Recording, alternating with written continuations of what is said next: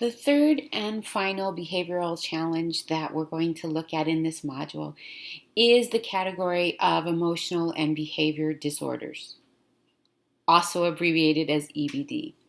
I've given you the language right here out of IDEA that we talked about last week. And once again, to be diagnosed with having one of these disorders, it is an ongoing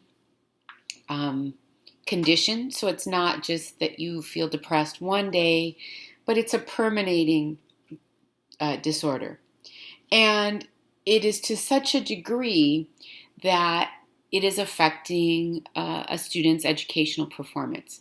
So if you look at those four things, it involves not being able to connect with other students. It involves inappropriate behavior. Whereas, if somebody didn't do so well on an assignment, a student normally, they might be like, they might get frustrated. But a student with an emotional and behavioral disorder might just start screaming with rage. They might start sobbing uncontrollably. It's often a much stronger reaction than you would typically expect to see.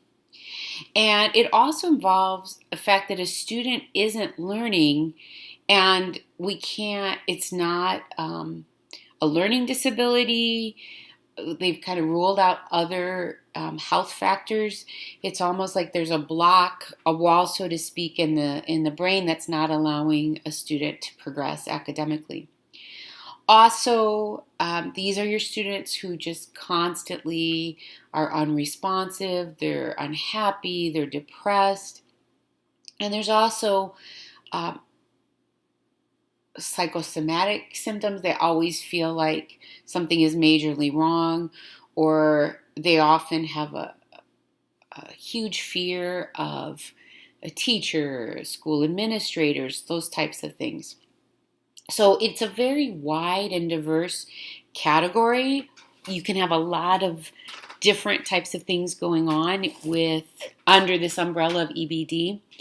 And the disorders fall into one of three categories, and sometimes, once again, there can be overlap among these three categories. So externalizing behavior refers to the students tend to act out in an aggressive or non-compliant way. So, a teacher says, all right, get out your textbooks, and the student, nope, not going to do it. Sometimes verbally challenging the teacher, sometimes just sitting there not doing it. Internalizing means they just withdraw. So they get into themselves. They show signs of being very nervous, depressed. And then low incidence disorders are very extreme. Thank goodness they're more infrequent. But these would be students who are schizophrenic, bipolar. All of those fall into this overarching category. So let's look at the causes again. Once again, no single cause has been determined.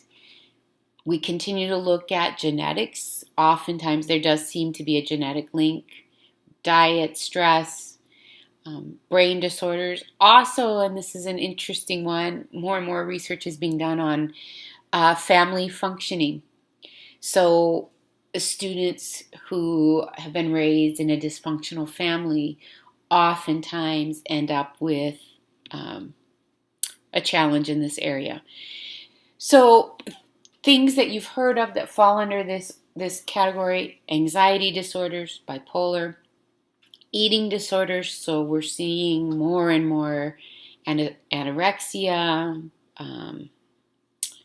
bulimia, OCD, conduct disorders, like I said, the anger management, that's part of the conduct disorders, and then the psychotic disorders such as schizophrenia. Treatments vary greatly depending on how severe the disorder is, but some things that are used: counseling. There are medications that can help in certain cases, not in all. Behavioral therapy, so Oftentimes that goes back to kind of Skinner's work on getting our students to self-reflect, figure out, okay, how can I reward myself if I respond appropriately? Family therapy, obviously, from students coming from those uh, not functioning well families. Also, the training and problem solving skills.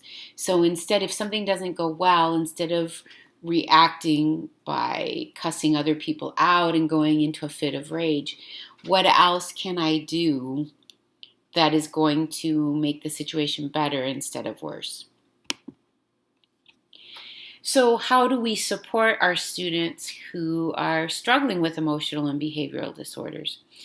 And let me just say, oftentimes, students, unless they're very severe in this category, oftentimes will go undiagnosed. And it is quite common, unlike ADHD and autism, that students who have EBD might not be diagnosed until middle school or high school, even adults. And once they get diagnosed, it's like, oh, that makes sense, right? We've seen signs, but people just say, oh, he's just a belligerent kid or whatever. So you are probably going to be dealing with students who have one or more disorders that fall into this category that might not have been diagnosed. So what do we do? Well, it's creating one-on-one behavior contracts.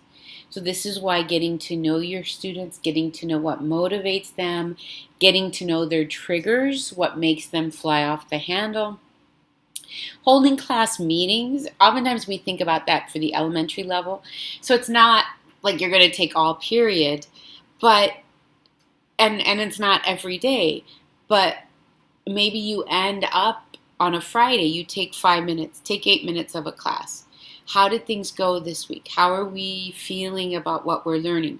How are we feeling about when we're working in groups, and how are things going? Or what more do we need? And so allowing students the opportunity to share and to problem solve, right? And that takes time. They're not probably at the beginning of the year going to open up about a lot of things, but if you build an environment in your classroom where students feel safe and they trust each other, that can really help. Also using peer mediation programs. We're seeing more and more of these at the middle school and high school levels, where students can often diffuse the situation, or students can have during their lunch period or immediately before school or after school, can have access to other peers to go and talk about what's happening with them. Oftentimes students are more willing to open up with another student than a teacher. Also, role playing, and sometimes secondary teachers are like, what? But role playing the reactions when somebody flies off the handle versus here's another way to handle it, because some of our students have never seen what would be the appropriate way to respond to a situation. Also helping our students feel respected and responsible. So giving them, if you find out their skills, right? It can be something as simple as putting a student, you know what, you are so good at technology. You are going to be my technology expert in period 3. So when I need to switch from the computer to whatever, my DVD player, you're going to be the one. You're going to be my troubleshooter. It makes them feel respected, and a lot of students who have these disorders feel neglected. So something as simple as that. Once again, you've heard me say this for all of the other disorders we've talked about. Incorporating students' interests into your lessons. It makes them feel like you care. Giving students a choice. All right, we've just finished this unit on figurative language. Here are 9 different types of projects you can choose from to show me your understanding. You choose which one. They're like, wow, right? Instead of everybody's going to do the same thing. Also, for students who have more severe EBD, talking to them one-on-one about if they feel like they're having a meltdown, where can they go? And this can be challenging because they often don't like to draw attention to themselves, but if they're screaming and yelling in your classroom, they are doing that. So if they feel that coming on, have a plan of action, just like we have a plan of action for if there's a fire, right? If there's a school shooting. These students need that plan of action. So a safe space, depending on your environment and the rules at your school, it might be just stepping out into the hall. It might be going and getting the pass to go to the restroom. It might be going down to a counselor's office, but something where they are empowered to be able to go to that safe space and be able to just calm down for a little while.